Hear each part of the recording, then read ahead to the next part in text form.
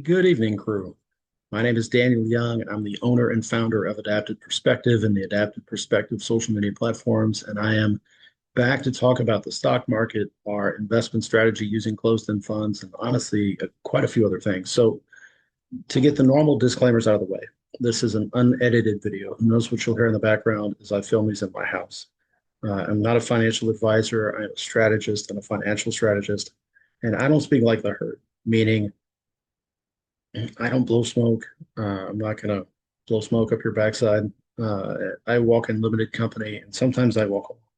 So with the market pretty much break even. I mean, it slid a little at the beginning and then rose at the end. So with the market pretty much break even, and with the market pretty much break even the last 3 weeks, I don't want to make the same video. Um, I, I dislike redundancy, and I don't want to waste your time. And to be honest, I don't want to make a long video today because I still have a lot of work to do today before I go to bed. So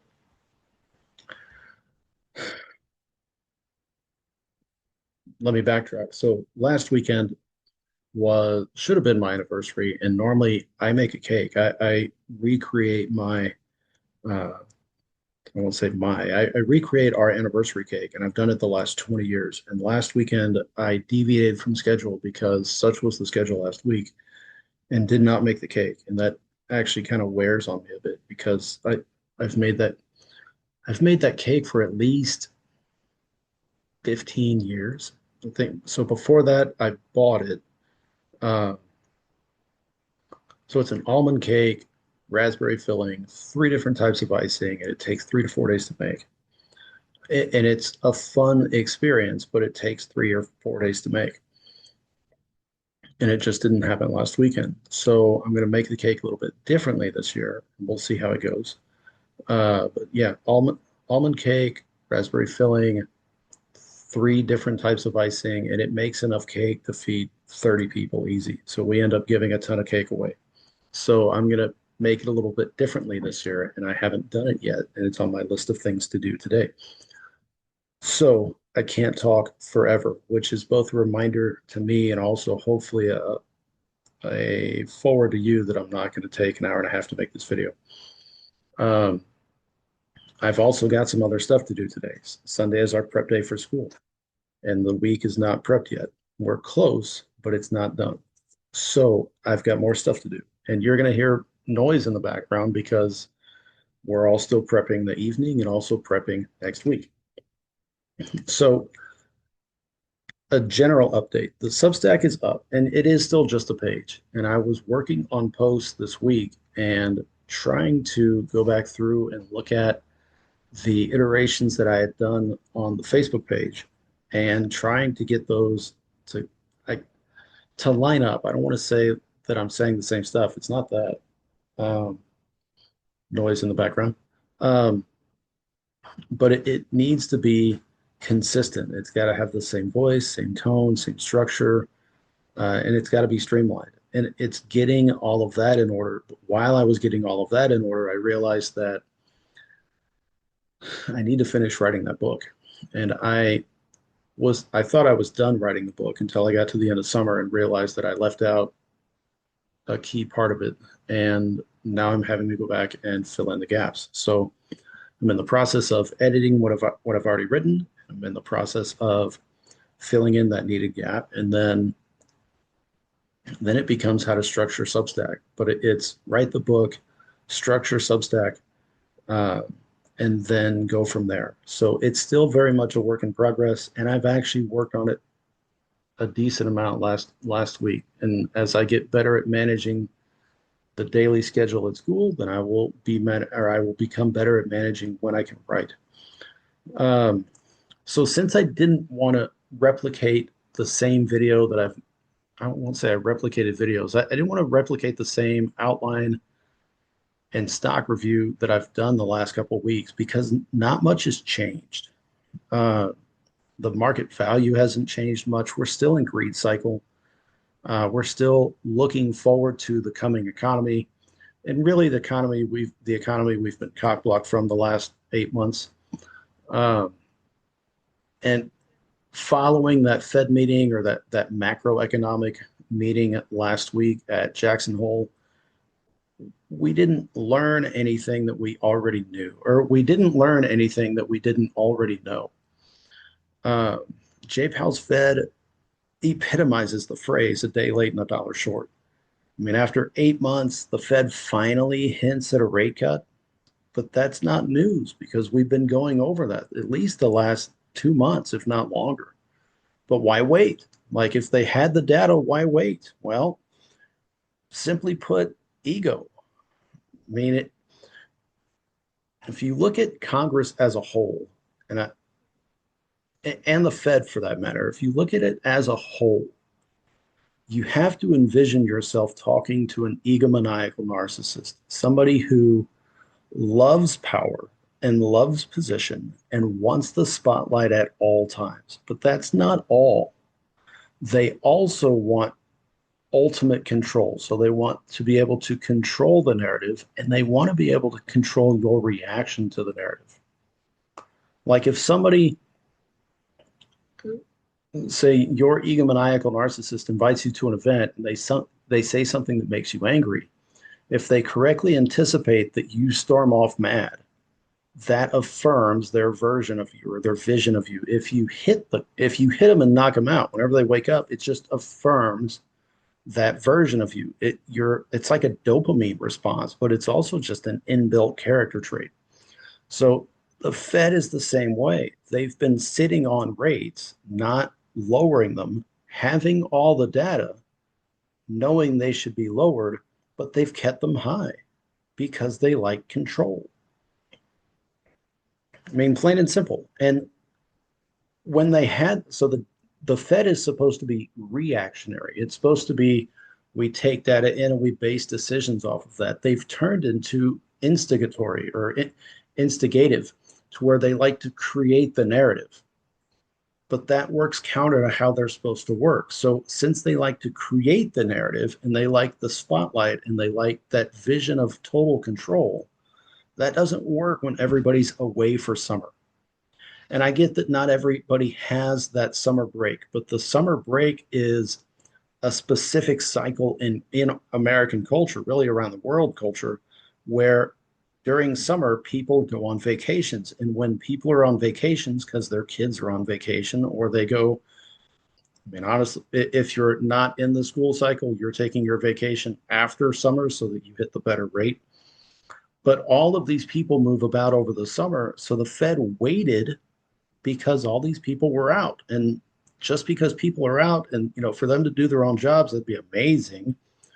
But the Fed waited. Why? So that when people come back from summer and school starts, now they can be like, oh my gosh, look at this. We can finally change our policy. Fuck that shit. I mean,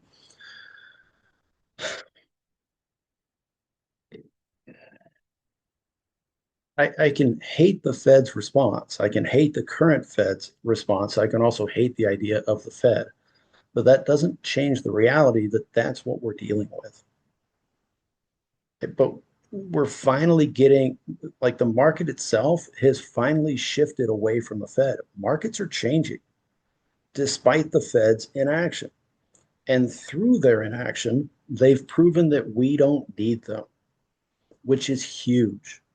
We don't need the Fed. We should get put back on some type of fixed currency standard: gold, silver, brass, copper. I don't care what it is, but put us on a metal standard where the dollar is equal to an ounce of whatever and not somebody's opinion of what the dollar is worth. The Fed, they mess things up and then they're tasked with fixing their own mistake, which doesn't work in any business model except apparently government alone. So they mess things up, then they get tasked with fixing their mistake and then say they have no idea how it happened. They don't understand supply and demand. And then they drive their own data. They take all the data in the world, but they do nothing with it. They just do their own thing. And despite all of that, despite the high rates, despite the Fed not doing their job, the economy's growing. Inflation's down, jobs are up. The real estate market itself, mortgage rates dropped again. They're back down to 6.5%, which is still obscenely high to us. But If you looked at our grandparents dealt with like 17% rates, which is just unfathomable. But also, things cost different because there wasn't as much inflation, but it's still unfathomable. So on from their angle, it's like, look, it's not that bad. But honestly, things were a lot different. You could a single family income could buy a house, three cars, and send their kids to school back when they had 17% inflation or 17% rates because inflation was so high. That's not the case anymore. So how do you spur the economy across any generation? How do you spur the economy? It's economics 101 easy stuff. Economics 101, you cut rates, done. Well, you cut taxes, that's done. You cut rates, that would be 102, and that's what we've been waiting for. So we skip over 102 to go to 103, which is pump that oil. Pump oil, make everything cheaper from pacemakers to gasoline, like everything inside, regardless of whether you like the healthcare system or not, go inside a hospital room and look at every single thing in that room and realize that it's made as a byproduct of oil. The windows, the trim, the IV machine, the heart rate machine, the bags, the bed, the paint on the walls, the floor, the anti-cell phone paint, right? Every single, the needles, the syringes, every single thing in that hospital is a byproduct of oil. And when oil's on short supply, everything costs more. So, yes, pump the oil and pump the crap out of the oil, right? And you can be like, oh my gosh, what about alternative stuff? Yeah, all the alternative stuff takes oil to be made and takes oil to be installed. So, if you cut oil, you don't have the other stuff either. And then 104, which we haven't seen 104 in a while, you use tariffs to fund the government and you return people's money back to them, which hasn't been done for 100 years, a little more than 100 years, but hasn't been done for 100 years.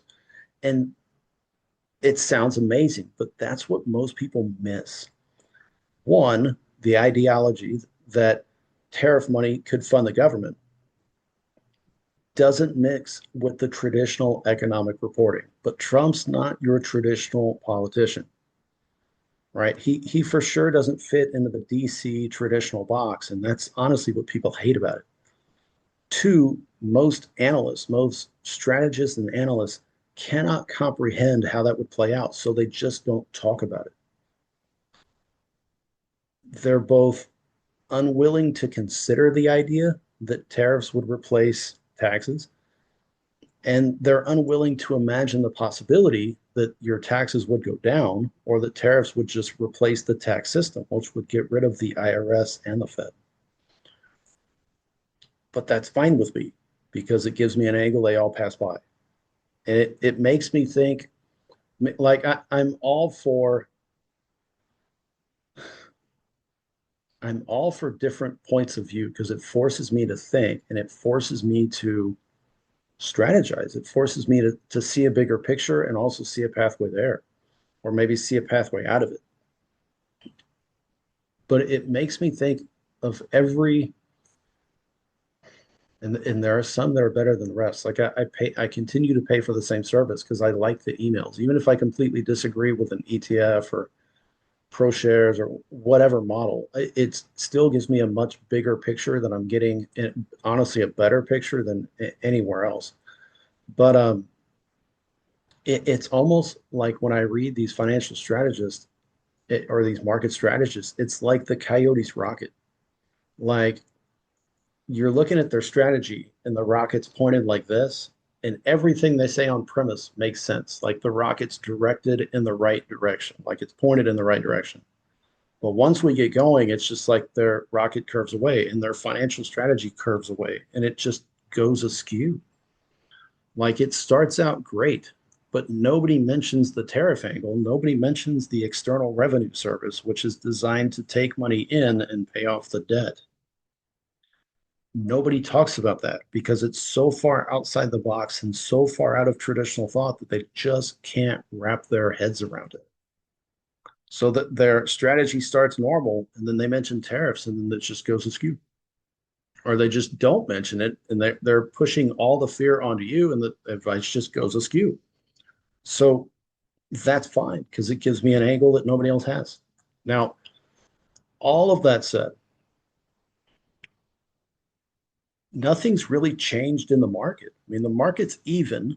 We're all looking forward to what we hope will happen, which is the Fed finally doing its own fucking job. But that's 8 months in coming. So what do we do? Quite honestly, it's the same. It's the same stuff. I don't want to beat a dead horse, but it's the same stuff. It's bonds and bond proxies. Like, so if short-term rates drop, right? Long-term rates are another matter entirely. Close, but not the same. If short-term rates drop, what are the best things we should be in? Real estate, yeah, like bonds and bonds proxies. So bonds and then the bonds proxies, real estate, business development companies, utilities, energy transfer, and CLOs. All of that gets packaged with a bond proxy. There's oil. If you can find oil cheap, which I have not found oil cheap that meets the metric. The two companies we own are both higher priced than where they were, and discount wise, they don't meet the metric. So you can find a back end play into oil, which I'll show you, but nothing direct. Tech is huge, but tech is also getting to a point where it's almost insinuous or insidious. Can't like it's insinuating itself. It's um, snaking its way into everything, which is good because it'll improve outcomes. But it's also bad because I think, like everything else starts with this really great application potential. And then on a widespread, like when you try to step back, you take that 10,000 foot view, you start to see the potential that it's not going to be the good is not going to be as long lasting as what you hoped. And so integrating tech is great, but once the government really starts to integrate tech, especially if it can get all the spy systems and knowledge sharing system on the same page, that presents its own problem. So I think investment into AI is a good thing, but I also don't think it should be the only thing we're investing in. I also think we should be aware of how we're investing in tech. Um, it's what is that guy's name?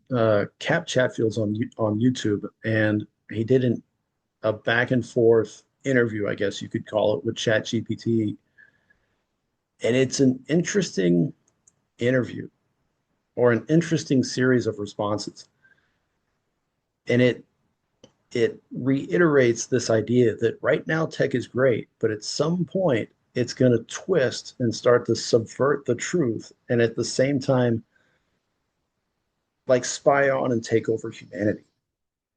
And while tech can improve stuff, I also think we need to be hyper aware of the risks associated with technology and everything else for that matter. So tech is great, but at the same time, it's very much buyer beware. And that looming coming future economy where it's just like complete awareness, I think that's at some point that's coming. I don't know how we get there, but it's definitely on my considerations list. Um, let's see, options. So bonds and bonds proxies, oil, tech, which is kind of everything at the moment. Uh, I think U.S. stocks are an option because of the money coming back into the U.S. So while so on the well, I won't say on the obvious, on the forefront of things, if short-term rates drop, then bond prices should go up. Most people talk of individual companies where short-term rates drop and bond yields go down. In the closed-end fund space, we haven't seen that so far. We'll see if that happens. We want discounts to close and we want prices to go up. On my end of things, I'm hoping that discount, especially in the closed-end fund world, where it's a package and not just a single fund. My hope is the dividends remain the same or the dividends go up because it's a lower rate environment. So with rates going down and bond prices going up, I think that's a great place to be. I also think stocks are a great option because with the money pouring into the US economy through tariffs and other investments, the US economy is where companies want to invest. So US stock value should go up. I also think, gosh, of possibilities. I have some stuff on my screen I'll share with y'all that, and I'm still wrapping my head around this. Brett Owens, the only guy I pay for, did an article last week that I talked about on video. And Brett's the guy who has been against crypto from day one for a lot of different reasons that you can read his articles and get into. And we have our own history of crypto and people, and we got scammed. But at the same time, from Ted Lasso, all people are different people. So it's not everybody the same. And even though that left a bad taste in my mouth on crypto, he presented an article or wrote an article, shared an article that made me, I don't know, it at least made me think about a different crypto investment that is not a closed-end fund. BRW, we own as a closed-end fund, owns more stuff than just stocks. I mean, they own crypto, they own precious metals. It's an all-around, I mean, closed-end funds, crypto, precious metals, stocks, bonds, like the works. It's an all-around portfolio that I like. Um, and they're also they're a shareholder activist fund. I like that too. But Brett wrote about an ETF that was a crypto futures play, which the best way I can wrap my head around it is it's they don't hold crypto. They're in a futures market looking at the future value of crypto, almost like you would do covered calls on funds. And that's an interesting concept because you're not holding crypto, so you're not completely subject to the up and down crypto market, which is more crazy than the up and down share of Nvidia stock. But you are still subject to the up and down of the crypto market. It's just not as like it's tied to it, but it's not holding your hand, I guess you could say, or at least the noose is not around your neck. Um, and it made me think, especially as a guy who's pushed closed-end funds since outset. I mean, we own more than closed-end fund. Our portfolio is all closed-end funds, um, and with our emergency fund, or what I would categorize our emergency fund, subject to that 4% yield that might get hit. I mean, if rates drop and the general 4% yield drops with it, then that would probably push us into looking into an alternative way to invest that would still give us a good dividend back. And that I would not put that into crypto. That's not my point at all. That would push me more towards municipals where it's tax-free money or it's a tax-free equivalent. Um, and and a higher rate. And now, why not do it now? Well, now's not exactly the time to do it. So there are still some good municipal bond companies out there, especially on discount, they present a good buying time. But on our end of things, it's still just trying to get everything under an umbrella and controlled. And yeah, it's not a good time for us. So the crypto side of things, I don't want to own outright crypto because it gets complicated. It's the wallet and the future, it's the wallet and the market and the value and all this other stuff. But as much as I love closed-end funds and as much as I think closed-end funds have a lot greater worth, I guess you could say, overall worth, buy-in, dividend, discount, the works, than a single ETF alone, it's really hard to look past a 68% dividend yield. And that's on a month, like that's on the current month. That's the current dividend with the current pricing. If I go back and look at what it's been over time, I'll share the screen.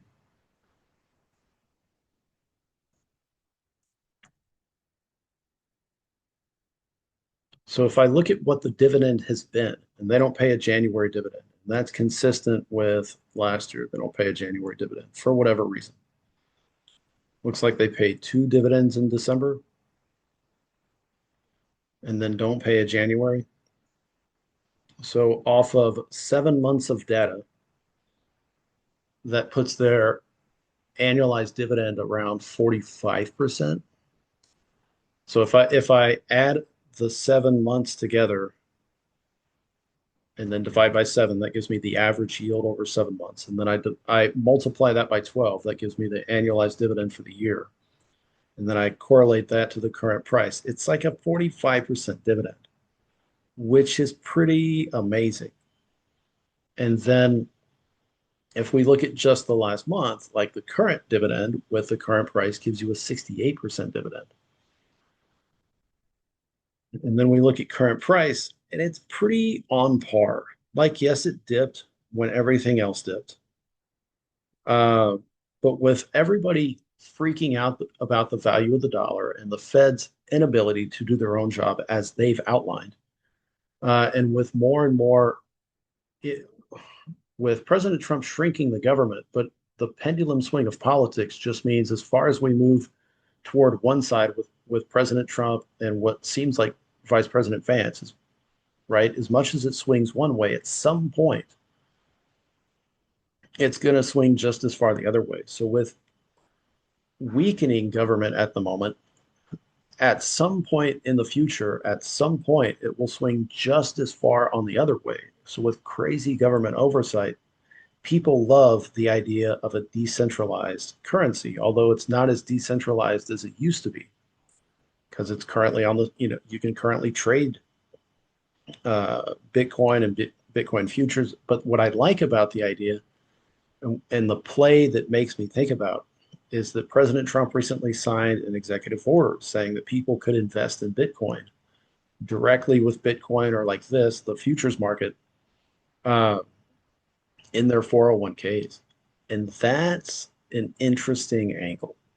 I mean, quite honestly, that's a very interesting spur that the younger generations coming up who love decentralized currency or this idea that the government doesn't get to dictate the value of currency, that it now gives them the opportunity to invest in that through their 401ks and retirement plans. I think that's a decent play, and it's a hard dividend to look past. And I and it's not a closed-end fund, which seems almost uh, duplicitous, I guess, or like sacrilegious on my end of things. Um, but a 45% annualized dividend is really hard to look past. And a 68% dividend just on a month, but a 68% dividend is incredibly hard to look past.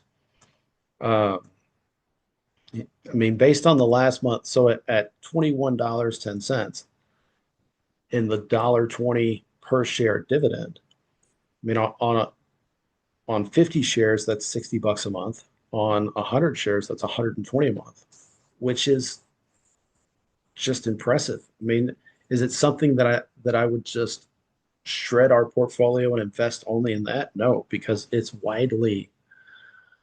widely changing market. And I mean, y'all know me. I love closed-end funds. I like the idea of forward growth. I like the idea of a consistent dividend. I like the idea of preaching not 9% or greater dividends. And I have shrunk and pushed back against the single stock ETF model.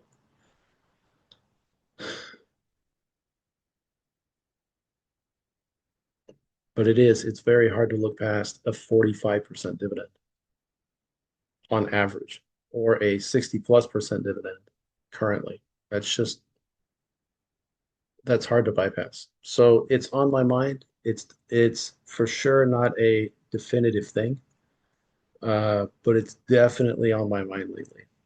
Um, so as it comes to what the breakdown would be for the portfolio for the week, or what I'm looking at that fits the model, instead of going through the regular breakdown and siphoning things out, this is my list, and it targets everything. It's you get real estate, you get a mix. They've shifted the portfolio a little bit as it appears on Morningstar. It's still dominated with energy, utilities, and real estate. They've added some other stuff. Some of that other stuff I'm not as thrilled about. It's still portfolio in a can. What weighs on me is the 30% portfolio weight into mid-wave wireless, which could be amazing with that mid-wave frequency being highly needed or being very needed. And with the onset and advancement of AI, it could do amazing, or it could also just weigh on the portfolio and tank the portfolio. So I don't know. Oxford is the CLO group. Share price has come back up, but again, fears in the market will dip the share price for any number of reasons. And yeah, high rates, long term, fears of default go up. I look at fear as an opportunity. So we bought it low. It's up. That's great. The dividend will dip next month or in 2 months, but until then, it's still a 30% dividend. NVXG is 5G tech. ADX is the backdoor play on oil. Um, it is primarily a stock fund in blue chip dominated. Like it's got less than 100 individual stocks, but part of it is their own Adams Natural Resources Fund, which is just oil heavy. Uh, I'll come back to RMM. BRW is the shareholder activist fund, and then DNP is utilities. And I get that it's premium, but it's one of the triple asterisks. It's an exception to the rule. So once the current discount hits around that 52-week average, it's a great buy. And at +5, there we go, almost +5 is pretty close. RMM is a municipal fund, and it's currently discounted more than it has been. It pays an 8% dividend, which is pretty decent for a tax equivalent. But if we look at that scale for a tax bracket, it's really over 10. Um, the three funds we already own don't really meet the discount. Well, they don't meet the discount metric, and the prices have, I don't know, the prices have fluctuated. So, or we'll say the discount has narrowed. So between their price and the overall net asset value, the discount is narrowed, which is great. It's what we want. So but it doesn't really make it a buying opportunity. Versus this one is pretty decent. And then the other one on the list is Realty, and I'll show you both of those in a minute. Uh, we own a Cohen and Steers fund already, RFI, and it very rarely goes on discount. This one is a newer fund, and it's kind of the same thing. It's not the discount it has been. It's been a shrinking discount, but if I'm looking at a real estate alternative where we could actually buy, like with HFRO we own, RFI we own IGR, which is a great dollar cost average move, but it doesn't hit the discount metric. So if I'm looking at a different way to get into real estate, Realty or RLTY is the option. Uh, we'll do that one first. Gosh, it's really a bond fund, but on the real estate, or say on the, I don't know, equity single stock, however you want to say, allotment of things, I like how they're invested. And I like Morningstar that where you can click on stuff. And if you're like, I have no idea what that is, it'll tell you what it is. But if you look at senior housing, medical office space, digital realty trust is expanding. It's an AI play, yes, but it's also data centers and management. And it's a growing it's a growing company. I love it. American Tower and Crown Castle are data. Prologus, we're back to where are we? Logistics and more data management. But yeah, you can go through every company. I'm not going to go through that. But it's just a different way to look at real estate. And I get the $15 price point is higher than my general recommendation, but honestly, it's the market. We're trying to build a portfolio where we're not selling the portfolio. It's a no withdrawal portfolio. So we want to build a portfolio where we can find discounts in any given market and buy where it, we're building a no withdrawal portfolio, almost that it's not cyclical or not uh, like buy and sell constantly. We want to be able to target the current market, buy the best discount we can, and then continue to push profits and proceeds and dividends forward. So as we get to whichever phase of the market we're in, if it's a great stock buying opportunity, then we want to be able to buy the stocks. If it's real estate or bond proxies or bonds or whatever, we want to create buying opportunities for us so that we can scoop amazing discounts when they happen. So price wise, it's higher than what I would generally recommend, like ADX, but at the same time, it's a great buying opportunity in the present. And if we're targeting real estate, it is a buying opportunity because our other funds, IGR is not a discount. It's a great dollar cost average move, but it doesn't hit the discount metric. So maybe that's an option. RFI is has increased in price currently, so it's priced higher than our average currently, and it's also not a discount, so it's not going to fit the metrics. Versus HFRO remains the biggest discounted fund, but the discount has shrunk. Like it used to be near 60%. It's down. Uh, where else are we on the list? HLB has somewhat of a real estate fund, but it's still portfolio when it can. Uh, where else are we? Yeah. So if we want real estate based on the current list, our LTY offers that possibility. So it makes the list. Uh, yeah, I mean, it really is. It's using the current market to scoop the best deals with a long-term perspective. And it in that no withdrawal portfolio is a different concept for some because it's we don't want to sell our portfolio value. We want to live on dividends or supplement a lifestyle on dividends, however you want to say it. But the goal is to not sell the principal investment. We want that to grow and then get the dividends. So the dividends pay in any market. So whenever we can scoop a dividend, it's ideal. And pending your portfolio and how it's structured or built, there's a discount almost all the time. I haven't seen a market yet where everything's positive, where everything's in premium territory. So structuring a portfolio with a forward mindset of where we think things will go, and then using the current data to buy the best deals and target the funds that will do the best in the long term. Scoop deals now, reap benefits later, collect a dividend along the way. Don't sell the portfolio. That's the goal. Like that's the strategy in a nutshell. So these funds give us the best opportunity for the week. And real estate wise, for the week, it's three, I guess you could say: HFRO, HTLB, and then RLTY. So that's really what I have for the week. We're not buying this week. We just bought. I do owe you a video on, or but I don't know if I will post it to YouTube, to be honest.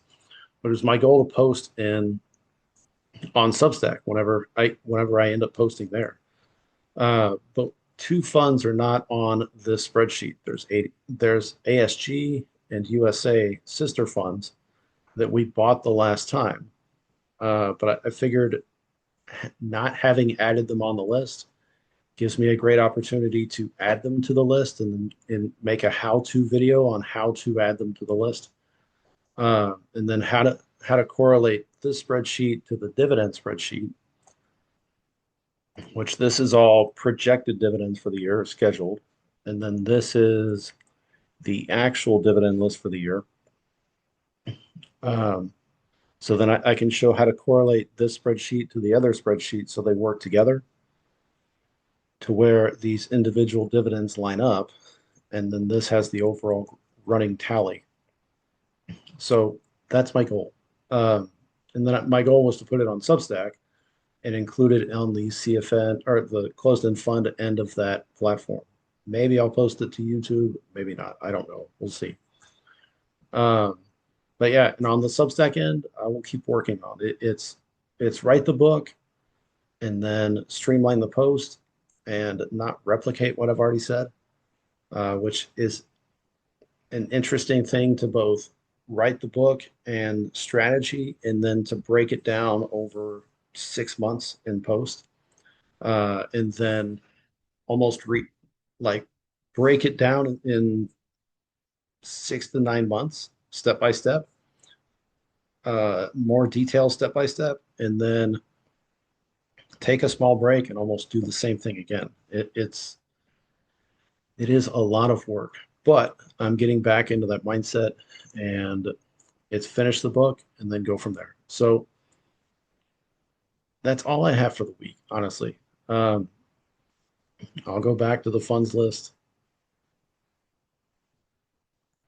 Um, it is. It's all I have for the week. We're not buying this week, but if you are, hopefully this helps you. Um, that's honestly about it. So if you have feedback on the video, great, post those. Constructive feedback. It, if you don't like it or you do like it, tell me why. Not just, it was a shit video. That doesn't help me. Um, if you want to tag in what you're buying and why, that I always like that stuff. And if you have questions about anything, write that as well. You can find the Substack. It's with the same handle, Adaptive Perspective, but there's just nothing there. There's just a page because it's waiting for me to add all the content. And in the meantime, help me help more people. If you like the content, yes, like the video and subscribe to the channel. And help me push the videos out to more people. Share them with your friends and help, not so much honestly, not so much for my benefit. I mean, I want my channel to grow, but for somebody else's benefit. There's a much better way than the traditional model of buying single stocks, hoping for the value to go up, and then selling that portfolio value when you retire. Uh, Closed-end funds, cheaper buy-in, better dividends. You buy them on discount. And then regardless of how the market plays, which we all want growth, right? But regardless of what the market's doing, we focus on living off the dividends and not selling the portfolio. So there's a better way than the traditional advice. There's certainly a better way than the 4% rule. And bare minimum, just help somebody see a bigger picture and an alternative way of thinking and let them mull it over and hopefully see that there is a better way. So whatever you have for the week, I hope it goes well. Of course, we'll see what the week holds for, rate cuts and everything else. I mean, if the Fed cuts rates, it'll be next month, but we'll see what the week brings. And yeah, I have a lot of work to do on my end. So whatever you have on your end, whatever you have on your plate, I hope it goes well and I hope you make progress. So see y'all on another video. And I got to get back to my video so I can end it, if this will work. No, stop share. There we go. All right. So whatever you have for the week, I hope it goes well. And yeah, it's live video. It's raw video. You get to see me make mistakes all the time. So hope y'all have a great week and I will see y'all on another one. Bye-bye.